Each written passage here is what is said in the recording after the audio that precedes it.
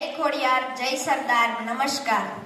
આપણે તે કહેવાય છે ને કે અતિથિ દેવો ભવ, તો ઠુમ્મર પરિવાર દ્વારા આયોજિત ચતુર્થ સ્નેહ મિલન સમારોહમાં અત્રે ઉપસ્થિત અને આંગણાના અવસરને શોભામાં અભિવૃદ્ધિ કરનાર તમામ મહેમાનશ્રીઓ, મારા કુટુંબના વડીલો, માતાઓ, બાળકો તથા મારી સાથેના સહ વિદ્યાર્થી મિત્રોને ઠુમ્મર પરિવારના દોહિત્ર સાત્વિક ઠુમ્મરના નતમસ્તક નમન।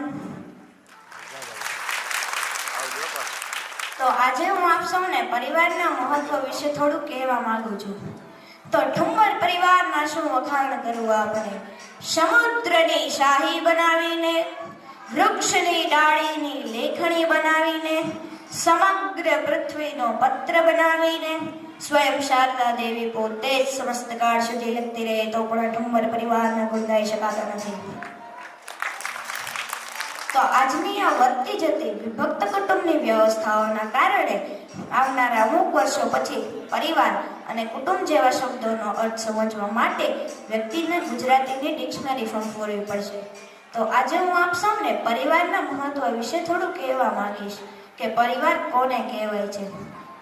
પરિવાર એટલે જ્યાં બંધારણ ન હોય, વ્યવસ્થા હોય, જ્યાં ભય ન હોય, ભરોસો હોય, જ્યાં શોષણ ન હોય, પોષણ હોય, જેમનો સ્માર્થ એકબીજાનો સ્મિત હોય, જેમની ખુશી એકબીજા પર આધારિત હોય, જ્યાં બંધન નહીં પણ જોડાણ હોય, જ્યાં સંબંધોની ખાણ હોય, એ છે સાચો પરિવાર।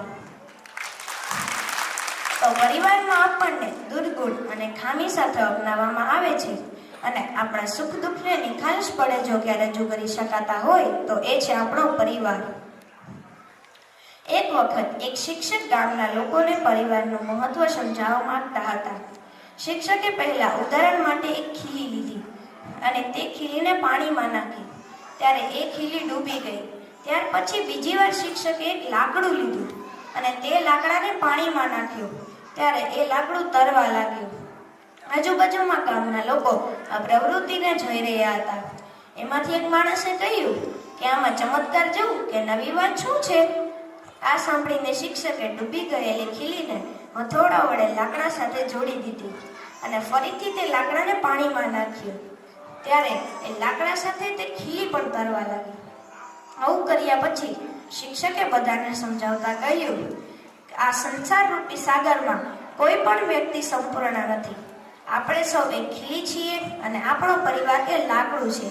જેવી રીતે ખીલી લાકડા સાથે જોડાઈને તરવા લાગી, એવી જ રીતે આપણે સૌ પણ આપણા પરિવાર અને સમાજ સાથે જોડાયેલા રહેશું તો આપણે પણ તરી જશું। જ્યાં સુધી આપણે બધા પરિવાર રૂપી અને કુટુંબ રૂપી લાકડા સાથે જોડાયેલા રહેશું ત્યાં સુધી ડૂબવાની ચિંતા આપણને જરા પણ નહીં રહે। જેવી રીતે ખીલી લાકડાના સહારા વગર તરી ન શકે, એવી જ રીતે આપણે સૌ પણ આપણા પરિવાર વગર સુખી કેવી રીતે રહી શકીએ। પરિવાર વગર સુખ, શાંતિ અને સમૃદ્ધિ બધું જ નકામું છે। પરિવારથી મોટું કોઈ ધન નથી, પિતાથી મોટો કોઈ સલાહકાર નથી અને માતાની છાયાથી મોટી બીજી કોઈ દુનિયા નથી। પરિવારથી મોટી કોઈ ખુશી નથી, એટલે જ કહેવાય છે ને કે પરિવાર વિના જીવન નથી। કયા જન્મમાં કોની સાથે હતા તે ખબર નથી, આવનારા જન્મમાં કોની સાથે હશું તે પણ ખબર નથી। તો અત્યારે જેમની સાથે છીએ એમની સાથે વેર બાંધીને શું ફાયદો છે। હળી મળીને બધાની જોડે શાંતિથી રહેવું જોઈએ। પરમાત્માના પ્રિય બનતા પહેલા પરિવારના પ્રિય બનજો સાહેબ, કારણ કે આપણો પરિવાર જ આપણી ઓળખાણ છે। અને બ્રેડ હેનરી નામના વ્યક્તિએ કહ્યું છે ને કે family is the compass that guides us, they are the inspiration to reach great heights and our comfort when we occasionally falter। અને એમ પણ કહેવાય છે ને કે પરિવાર નામનો ભલે કોઈ વાર નથી, કે પરિવાર નામનો ભલે કોઈ વાર નથી, પણ વિના તે શક્ય કઈ તહેવાર નથી। મને શાંતિથી સાંભળવા બદલ આપ સૌનો ખૂબ ખૂબ આભાર।